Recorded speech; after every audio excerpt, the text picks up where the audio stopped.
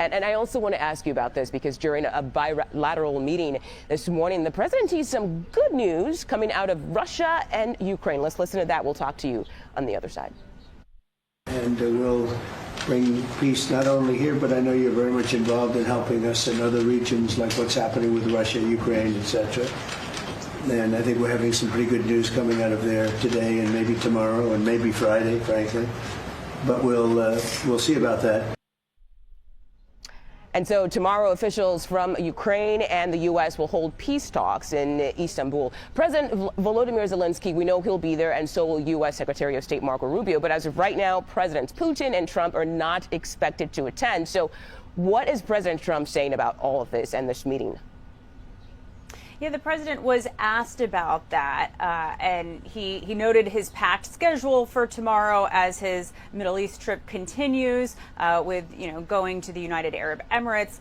He said he didn't know if Putin would be there, that he thought Putin wanted him to be there as well, but he did express confidence in his Secretary of State, Marco Rubio, saying he's been very effective. And again, we heard him teasing potential good news. He didn't give more details than that, so we don't have an update on negotiations other than there's this critical meeting tomorrow in Turkey.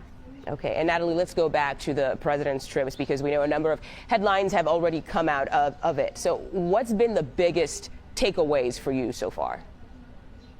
Well, something that happened early this morning, our time, is this meeting, very significant meeting between President Trump and the new president of Syria. The Crown Prince of Saudi Arabia, Mohammed bin Salman, was there as well, had really pushed for this meeting. It comes, as you know, Mugo, a day after President Trump announced that the U.S. would be lifting sanctions on Syria and taking steps to try to normalize relations there. There has been a lot of hope by the U.S. and Arab nations following the fall of the Assad regime that this provides a new opportunity for Syria, and that's really what the president expressed yesterday.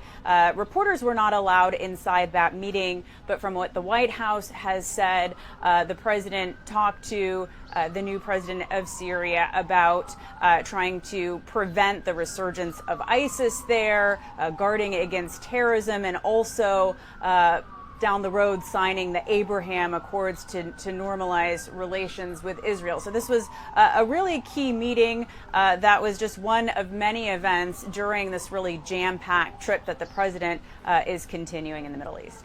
All right. CBS News correspondent Natalie Brand, thank you so much for all that reporting. Appreciate your time today.